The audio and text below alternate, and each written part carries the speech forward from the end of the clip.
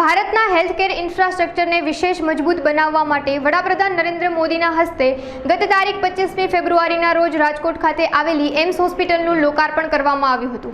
ગુજરાતની પ્રથમ AIIMS hospital એટલે કે રાજકોટની એમ્સ હોસ્પિટલ શહેરના જામનગર રોડ પર પરાપીપળિયા ગામ પાસે આ હોસ્પિટલ સ્થિત છે। 200 એકર જેટલી વિશાળ જગ્યામાં સ્થિત એવી આ એમ્સ હોસ્પિટલ કુલ 1200 કરોડથી પણ વધુના ખર્ચે નિર્માણ પામી છે। ગુજરાતમાં આરોગ્યલક્ષી સેવાઓની ગુણવત્તાને અનેક ગણી વધારવા માટે કેન્દ્ર સરકાર દ્વારા આ પ્રોજેક્ટ ઘડી અને તેની અમલવારી કરી સાકાર કરવામાં આવ્યો છે, જે સૌરાષ્ટ્ર ગુજરાતવાસીઓ માટે આશીર્વાદરૂપ મનાય છે। ખાનગી હોસ્પિટલો કરતાં પણ ખૂબ સારી સુવિધા માત્ર 10 રૂપિયામાં અહીં મળી રહે છે। એમ્સ હોસ્પિટલમાં ઓપીડીની સાથે આઈપીડીની સુવિધા પણ કાર્યરત કરી દેવામાં આવી છે। આ ઉપરાંત પલ્મેનરી વિભાગ, આંખ વિભાગ, ઈએનટી, ગાયનેક, પીડિયાટ્રિક અને સર્જરી વિભાગ મળીને કુલ 15 જેટલા અલગ અલગ વિભાગો અહીં કાર્યરત છે, જેમાં દેશના નિષ્ણાંત તબીબો સેવા આપી રહ્યા છે। ખૂબ અત્યાધુનિક ટેકનોલોજી સાથે એમ્સ હોસ્પિટલમાં સારવાર આપવામાં આવી રહી છે। એમ્સ હોસ્પિટલના પલ્મોનરી વિભાગનો સમાવેશ સુપર સ્પેશિયાલિસ્ટ વિભાગોમાં કરવામાં આવે છે, જેમાં પ્રતિદિન 70 જેટલી ઓપીડી નોંધાઈ છે। આ ઉપરાંત ઓનલાઈન ઈ-સંજીવની માધ્યમ દ્વારા 50થી 60 જેટલા દર્દીઓને પલ્મોનરી વિભાગમાં સારવાર આપવામાં આવે છે। શ્વાસ સંબંધિત તકલીફોમાં નિદાન મેળવવા દર્દીઓ પલ્મોનરી વિભાગમાં સારવાર અર્થે આવે છે। જેઓને અસ્થમા અને ફેફસાની તકલીફ છે એવા કેસોની ચોક્કસ સારવાર પલ્મોનરી વિભાગમાં કરવામાં આવે છે। આ સિવાય ઓપીડીની સાથે સાથે આઈપીડીની સેવા પણ કાર્યરત છે। અન્ય વિભાગનું નામ અતિદક્ષતા વિભાગ છે, જેમાં અતિ ગંભીર દર્દીઓને દાખલ કરવામાં આવે છે, જેમાં કેટલાક એવા દર્દીઓ હોય છે જેને શ્વાસ લેવામાં તકલીફ પડે છે અને ઓક્સિજન દ્વારા નિદાન કરવાની જરૂર પડે છે। આ ઉપરાંત કેટલાક એવા દર્દીઓ છે જેને મિકેનિકલ વેન્ટિલેટરની જરૂર પડે છે। વોર્ડમાં નોન ઇન્વેઝિવ અને ઇન્વેઝિવ એમ બંને પ્રકારના વેન્ટિલેટરની સુવિધા ઉપલબ્ધ છે।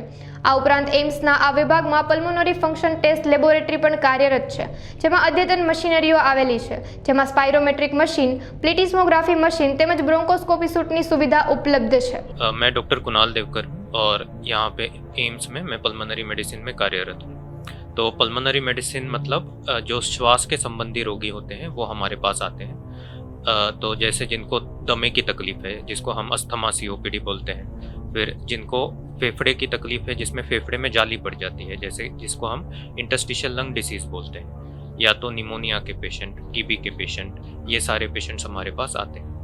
फिर जो दूसरे पेशेंट होते हैं जैसे जिनमें फेफड़ों में पानी भर जाता है, फेफड़ों के आजू बाजू में पानी भर जाता है, जिसको हम प्लूरल इफ्यूजन बोलते हैं, या जिनकी जो सांस की नली है उनमें कोई दिक्कत होती है, जैसे सांस की नली में कुछ अटक जाए, या जो कैंसर के पेशेंट्स होते हैं, फेफड़ों के कैंसर के पेशेंट्स होते हैं, ये सब पेशेंट्स हमारी ओपीडी में आते हैं। फिर इन्फेक्शंस जैसे कि निमोनिया, टीबी, ये सारे रोगी भी हमारे ओपीडी में आते हैं। यहाँ पे हमारी एक तो ओपीडी चालू है, फिर इंडोर पेशेंट्स जैसे जिनको भर्ती की आवश्यकता है उनको भी हम यहाँ पे भर्ती करते हैं। दूसरा जो हमारा ये है वो है अतिदक्षता विभाग, जिसमें हम जो क्रिटिकली इल पेशेंट्स होते हैं उनको हम दाखिल करते हैं, जिनमें कुछ पेशेंट्स होते हैं जिनको ऑक्सीजन लगता है, कुछ पेशेंट्स होते हैं जिनको मैकेनिकल वेंटिलेशन मतलब वेंटिलेटर की ज़रूरत पड़ती है। तो हमारे पास नॉन इन्वेजिव और इन्वेजिव दोनों प्रकार के वेंटिलेटर्स हैं। नॉन इन्वेजिव मतलब मुंह के ऊपर से मास्क लगा के हम हवा फेंकते हैं, जिससे पेशेंट को सांस लेने में मदद हो जाती है। और दूसरा होता है मैकेनिकल वेंटिलेशन मतलब जिसमें पेशेंट के मुंह में से फेफड़ों में नली जाती है और उससे वेंटिलेटर की सहायता से पेशेंट सांस ले सकता है। तो इस प्रकार ओपीडी, आईपीडी, अतिदक्षता विभाग ये सारे यहाँ पे कार्यरत हैं। अब लेबोरेटरी की बात की जाए तो हमारे पास पल्मोनरी फंक्शन टेस्ट लेबोरेटरी है, जिसमें कि हमारे पास बहुत सारी अद्ययावत मशीनें हैं। तो उसमें से एक है स्पायरोमेट्री। तो जिनको सांस की तकलीफ होती है उसमें हम स्पायरोमेट्री कराते हैं। स्पायरोमेट्री एक मशीन है जिसमें पेशेंट को जोर से उस मशीन में फूंक लगानी पड़ती है, जिससे हमें फेफड़ों की क्षमता का पता चलता है। तो वो होता है स्पायरोमेट्री। अब ऐसे कुछ मरीज होते हैं जैसे कि छोटे बच्चे या बूढ़े लोग जो जोर से फूंक नहीं लगा पाते, तो उनके लिए हमारे पास दूसरी मशीन है जिसका नाम है फोर्स्ड ऑसिलोमेट्री, जिसमें पेशेंट को बस नॉर्मल सांस लेनी होती है और उसमें हमें फेफड़े की अगर कोई सांस की नली में कोई दिक्कत है तो वो पता चल जाता है। फिर एक और अद्ययावत मशीन जो है जिसको हम बोलते हैं बॉडी प्लेटिस्मोग्राफी, वो थोड़ी आधुनिक मशीन है, तो जिसमें हमें पेशेंट की पूरी फेफड़े की क्षमता का पता चल जाता है। और एक चीज़ जो हमारे पास है उसको हम बोलते हैं कार्डियोपल्मोनरी एक्सरसाइज टेस्टिंग। तो जो पेशेंट्स होते हैं जिनको दमे की तकलीफ है, जिनको सांस की तकलीफ है, तो सांस की तकलीफ या तो हार्ट की तकलीफ की वजह से हो सकती है या तो फेफड़े की तकलीफ की वजह से हो सकती है। तो इस मशीन के द्वारा हमें ये पता चलता है कि ये सांस की तकलीफ उनको किसकी वजह से है, हार्ट की वजह से है कि फेफड़े की वजह से है। तो इस मशीन में एक्चुअली एक ट्रेडमिल होता है जिसमें पेशेंट को भागना होता है और उसकी सारी रिकॉर्डिंग हमारे पास आ जाती है, जिसके आधार पर हम ये पता लगाते हैं कि पेशेंट को हार्ट की प्रॉब्लम है या फेफड़े की प्रॉब्लम। दूसरी चीज़ जो हमारे पास है वो है ब्रोंकोस्कोपी सूट, जहाँ पे हमारे पास अद्ययावत ब्रोंकोस्कोप है। ब्रोंकोस्कोप मतलब एक नली होती है जो मुंह या नाक के द्वारा नीचे फेफड़ों में जाती है, और अगर सांस की नली में कोई दिक्कत है तो हमें वो पता चल जाती है। जैसे अगर कैंसर हो या कोई फॉरेन बॉडी अटक गई हो तो उसको हम देख पाते हैं, और अगर उसको निकालना है तो हम उसको इस ब्रोंकोस्कोपी के जरिए निकाल सकते हैं। फिर हमारे पास और भी आधुनिक मशीन है जिसका नाम है इलेक्ट्रोकॉटरी, आर्गन प्लाज्मा कोएगुलेशन और क्रायोथेरेपी। तो ये इस मशीन से हम जो लंग कैंसर के पेशेंट्स हैं जिनमें कैंसर की वजह से सांस की नली रुक गई है या उसमें ऑब्स्ट्रक्शन आ गया है, तो इस मशीन के यूज़ से हम उस ऑब्स्ट्रक्शन को निकाल पाएंगे। तो ये जो हमारे पास जो मशीनें हैं ये बहुत ही अत्याधुनिक मशीनें हैं, और सौराष्ट्र में जैसे सीपेट मैंने कहा, कार्डियोपल्मोनरी एक्सरसाइज टेस्टिंग, फिर बॉडी प्लेटिस्मोग्राफी हो गई, ये सारी मशीनें सौराष्ट्र में और कहीं नहीं है, ये हमारे पास ही। दूसरी चीज़ ये है कि ये जो हमारा पल्मोनरी मेडिसिन का डिपार्टमेंट है एम्स में, ये सुपर स्पेशलिटी डिपार्टमेंट है। तो हमारे पास इसका DM जो बोलते हैं सुपर स्पेशलिटी कोर्स सिर्फ गुजरात में एक ही जगह है जो कि एम्स राजकोट है, जहाँ पे चल रहा है। और हमारे पास फिलहाल 2 लोग हैं जो यहाँ पे सुपर स्पेशलिटी कर रहे हैं पल्मोनरी मेडिसिन। अगर OPD की बात कही जाए तो हमारे पास एक ऑनलाइन OPD चलती है, ऑफलाइन OPD भी चलती है। ऑफलाइन OPD में हमारे पास रोज के 50 से 70 पेशेंट्स आते हैं, और जो ऑनलाइन OPD जो ई-संजीवनी के माध्यम से चलती है उसमें हमारे पास उसमें से भी 50 या 60 पेशेंट्स आते हैं।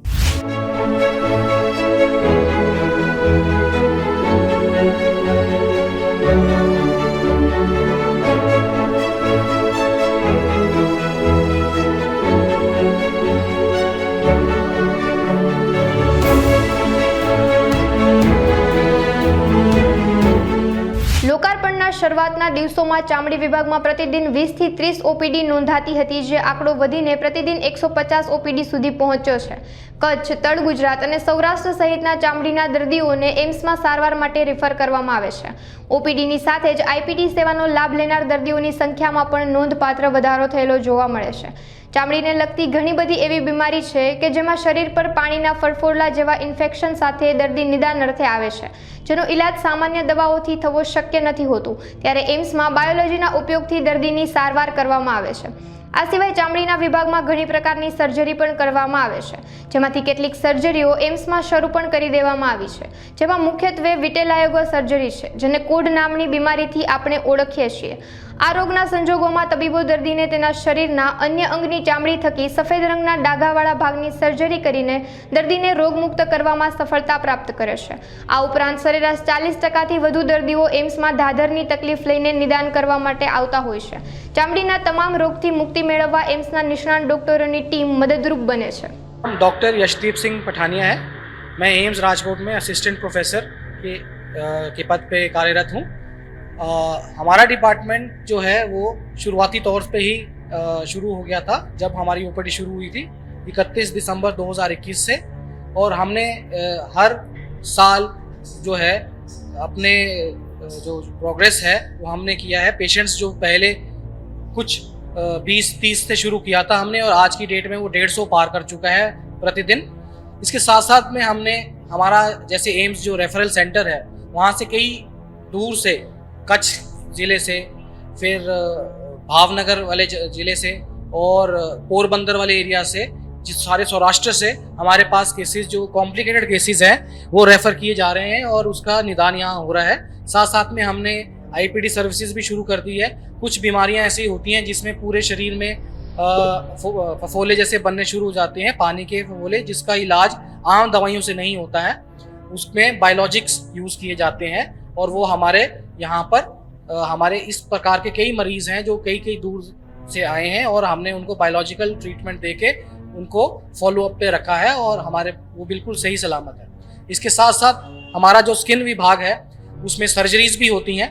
इसमें हमने कई प्रकार की सर्जरीज शुरू कर दी है, जिसमें विशेष तौर पे विटिलाइगो सर्जरीज, जो कोढ़ नामक एक बीमारी है जिसमें सफ़ेद चकत्ते बन जाते हैं। इस बीमारी से यहाँ पर कई ग्रस्त लोग दूर दूर से आते हैं, खासकर जो यंग जनरेशन है। तो इसमें जो कोढ़ के जो पेशेंट्स हैं, कई साल से जो निशान उनको परेशान करे जा रहे हैं, जो ना ही कम होते हैं ना वो बढ़ते हैं, वो एक जैसे रहते हैं, तो उसमें हम सर्जरी के तौर पे दूसरी नॉर्मल चमड़ी से सेल्स लेके उस कोढ़ वाली स्किन पे रख के हम उसके सर्जरीज करते हैं और जिससे अच्छे रिजल्ट्स यहाँ देखे गए। रोज की यहाँ ओपीडी 150 के आसपास रहती है और हम सोमवार से लेके शनिवार तक यहाँ पर जो है अपना ओपीडी देखते हैं, जिसकी टाइमिंग जो है वो 9 से लेके 1 बजे के बीच में है इसकी रजिस्ट्रेशन। इस दौरान जितने भी पेशेंट्स आते हैं, भले हमें 4 बज जाएँ 5 बज जाए, तो वो पूरा हम करके ही उस पर निकलते हैं, उसको अगले दिन के लिए नहीं रखते हैं। यहाँ पर जो हमारा सौराष्ट्र एरिया है वो तटीय इलाका भी के आसपास है, तो यहाँ पर ह्यूमिडिटी जो उमस है उसके कारण यहाँ पर जो फंगस इन्फेक्शन है वो बहुत प्रचलित है। आम तौर पे हमारी 30 से 40% जो ओपीडी है वो सिर्फ इसी नामक जो बीमारी है, जिसको टीनिया या रिंगवर्म भी बोलते हैं कॉमन लैंग्वेज में, ठीक है, या दादर बोलते हैं सौराष्ट्र रीजन में। इससे लोग बहुत परेशान हैं। कई तरीके की उन्होंने दवाइयाँ की हैं, पर उनको सही सलाह और सही गाइडेंस या हाइजीन का जो जैसे मेंटेन करना होता है पेशेंट्स को, वो नहीं बताया जाता है, और जिसके कारण उनको कई हज़ारों की दवाइयाँ, जैसे हमारे पास पेशेंट्स आते हैं वो बोलते हैं हमने आज तक कई हज़ारों की दवाइयाँ खर्च कर चुके हैं, ठीक हो जाता है फिर से हो जाता है। तो उनको हम अच्छे तरह से काउंसल करते हैं और साथ साथ में हम नई टेक्निक को भी उसमें अपनाते हैं उनकी काउंसलिंग में, जिसको आर्टिफिशियल इंटेलिजेंस बोलते हैं। उसके ज़रिए भी हम कोशिश करते हैं ताकि उन तक बात पहुँचे। इसके साथ साथ हम टेलीमेडिसिन का भी जो एक प्रणाली है, जिसमें दूर बैठे लोग या डॉक्टर लोग जो पीएचसी में है, सीएचसी में है, जो कोई स्किन का ऐसा केस आता है उनके पास, उनको जिसमें सलाह की ज़रूरत पड़ती है, वो हमें वीडियो कॉलिंग के ज़रिए टेलीमेडिसिन के माध्यम से हम उनसे वार्तालाप कर सकते हैं और उनको सही डायग्नोसिस और सही दवाई और उसका आगे फॉलोअप उसके हम उसको गाइड करते हैं।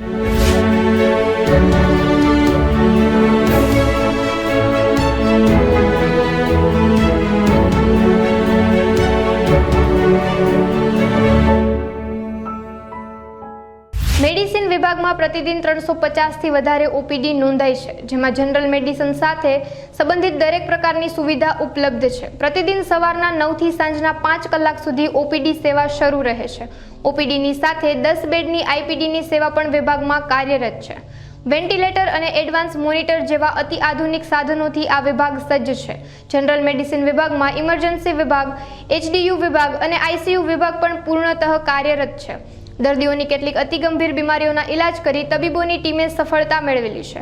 એમ્સ હોસ્પિટલ રાજકોટમાં સ્થિત હોવાથી સૌરાષ્ટ્રવાસીઓ માટે ખરેખર આશીર્વાદરૂપ ગણાય છે। नमस्कार राजकोट वासियों, मेरा नाम डॉक्टर कोमल कुमार जांगीड़ है। मैं यहाँ पर असिस्टेंट प्रोफेसर की तरह कार्यरत हूँ in department of general medicine. हमारे यहाँ OPD, IPD, ICU and emergency सुविधाएं सारी फुल फ्लेज में अवेलेबल है। एट प्रेजेंट हमारे यहाँ assistant associate professor, assistant professor और जेआर और एसआर हमारे डिपार्टमेंट में कार्यरत हैं और डेली अराउंड 350 ओपीडीज डेली देखते हैं। हमारी ओपीडी 9 से सुबह 9 बजे से शाम को 5 बजे तक चलती है। उसमें हम सभी प्रकार के पेशेंट जैसे डेंगू, मलेरिया और non communicable diseases like diabetes, hypertension एवं अन्य विभिन्न प्रकार की बीमारियों का निदान करते हैं। इन इमरजेंसी डिपार्टमेंट हमारे प्रकार सारे सीरियस पेशेंट्स आते हैं और हम उनका सबका उचित इलाज करते हैं। और हमारे पास एचडीयू 10 बेडेड एचडीयू सुविधा भी उपलब्ध है। उसमें वेंटिलेटर्स, सारे एडवांस मॉनिटर्स सारे अवेलेबल हैं और हम उनके अनुसार कुछ रेयर बीमारियों का भी इलाज करने में सफल हुए हैं।